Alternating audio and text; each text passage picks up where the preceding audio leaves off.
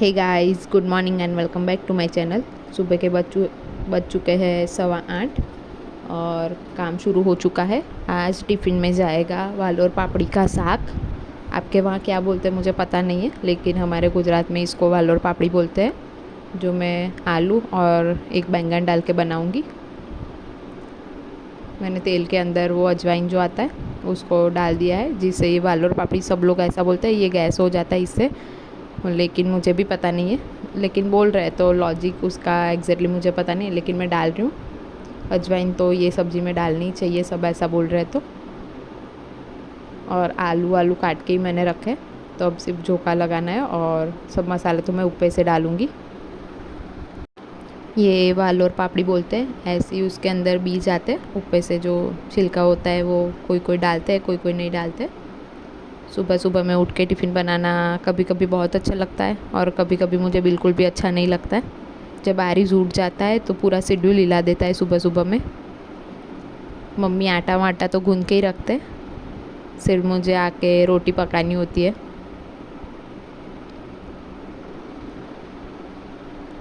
ये वाल और पापड़ी की सब्ज़ी बहुत ही अच्छी लगती है टेस्ट में। आप लोग ट्राई कर सकते हो घर पे। हमारे गुजराती लोग तो काफ़ी लोग ट्राई करते ही होंगे, क्योंकि हमारे घर में जनरली ये वाल और पापड़ी खाई जाती है।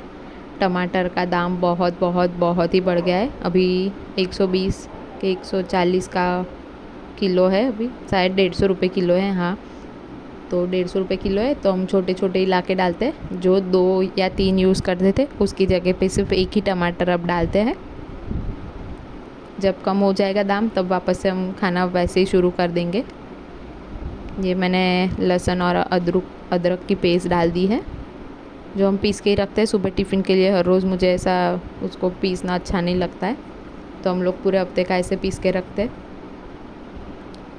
और हमारे घर के नॉर्मल मसाले इसमें मैंने डाल दिए, हल्दी, लाल मिर्च, धनिया और जीरे का पाउडर हमने घर पे बनाया, मम्मी ने, वो डालते हैं।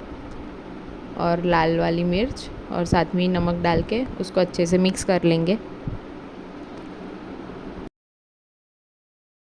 ये सब्ज़ी मिक्स होने के बाद कुछ ऐसी लगती है, आप देख सकते हो। और इसको पकाने के लिए थोड़ा सा पानी डालना होगा, तो अच्छे से पक जाएगा। और नमक वमक चख के इसको 3 विसल बजानी है, उसके बाद गैस बंद करना है। तब तक मैं अल्ताफ़ के लिए पराठा और चाय तैयार कर दूँगी। इसमें ठीक से सीटी नहीं बजती है, तो मुझे हाथ से बजानी पड़ रही है सीटी। सुबह सुबह में बहुत बहुत बहुत ही फास्ट काम करना पड़ता है। थोड़ी देर भी इधर उधर अगर निकल गए तो पूरे टाइम की शेड्यूल हिल जाती है। और साथ में आरिज़ उठ जाता है तो पूरा शेड्यूल मेरा ऐसा वैसा हो जाता है।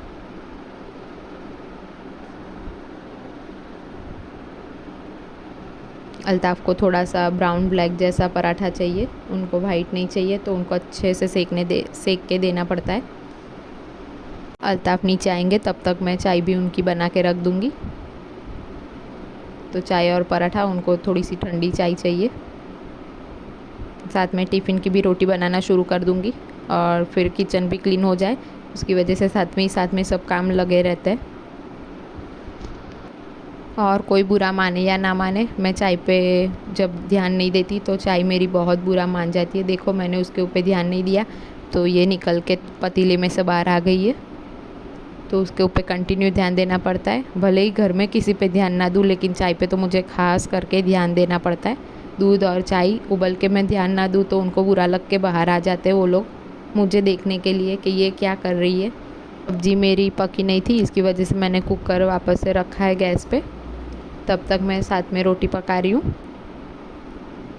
रोटी हो जाएगी, क्योंकि मुझे आज मेरी नहीं बनानी है। रात की कड़ी खिचड़ी जो पड़ी है वही मैं आज खा लूँगी।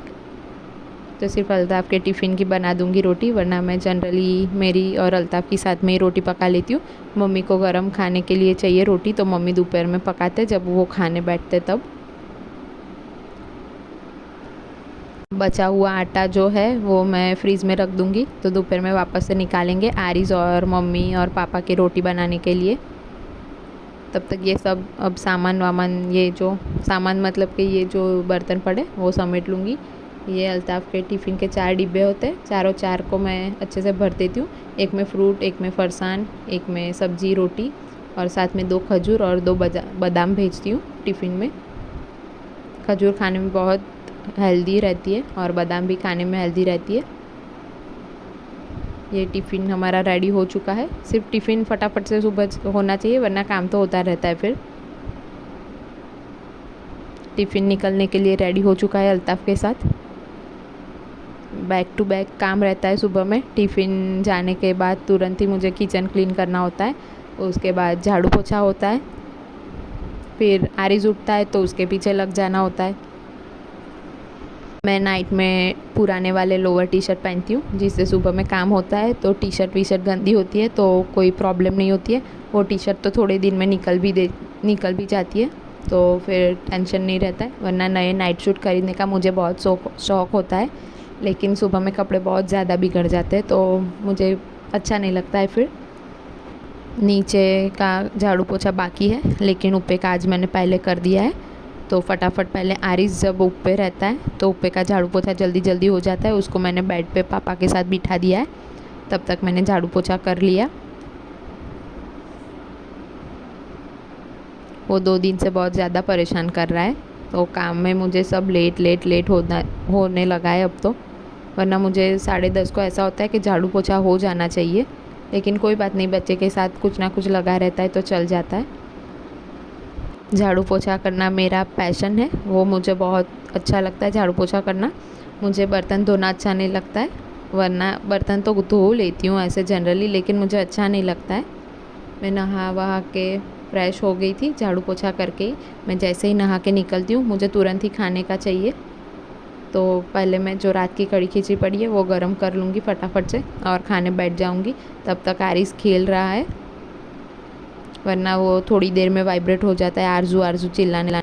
पापा के नाक के अंदर एक फुल्ली सी हो गई है, उसके अंदर पूरा पस जम गया है, और ये सब काम करना मुझे अच्छा लगता है। तो मैं पापा के नाक के अंदर जो पस जम गया है उसको साफ़ कर रही हूँ, जो पापा को बहुत दर्द हो रहा है इसकी वजह से।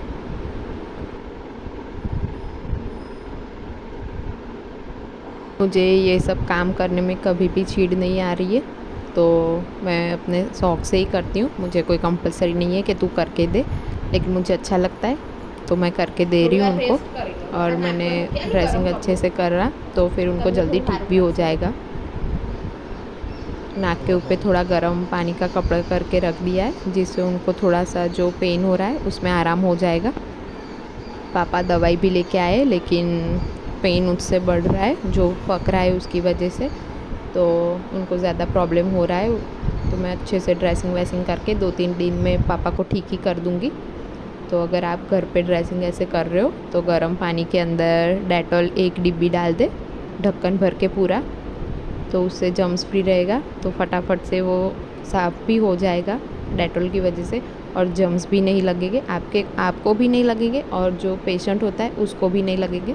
तो ये ज़रूर से घर पे ट्राई करें। आज मेरे घर बन रही है फ़िश, और मुझे तो बनाना कम आता है, बना लेती हूँ वैसे 1-2 बार ही बनाई है 6 साल में, जनरली मम्मी ही बनाते। तो आज हमारे घर फ़िश फ्राई बनी है। शाम को देखिए मेरे घर का कुछ हाल ऐसा हो जाता है। आरिस इतना सारा फैला के सब छोड़ देता है और बाहर खेलने चला जाता है।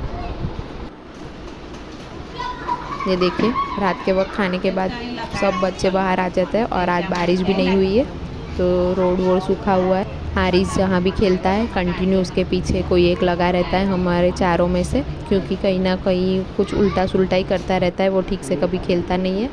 हम चारों ऐसे साथ में रात को बैठ के सब बातें करते हैं, पूरे दिन का जो होता है वो। हमारे घर में टीवी की किसी को आदत नहीं है, मेरे आरिस को भी नहीं है।